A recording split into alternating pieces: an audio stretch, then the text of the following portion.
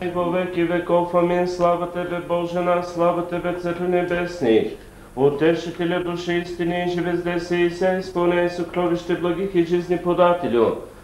Приди, всели се в неочистени всякия скветни, спаси блаже души наша, свети Боже, свети крепки с Тебе свети, помилуй нас. Амин, крестник. Печат дата Духа Святаго. Амин. Печат дата Духа Святаго. Амин. Печат дата Духа Святаго, печат дата Духа Святаго.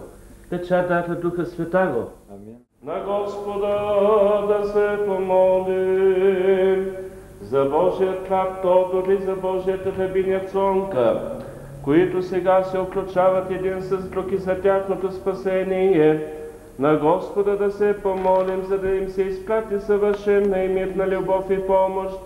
Да и ще бъде благословен Бог, онзи човек, който се бои от Господа и ще види синове на синовете си мир на Израиля.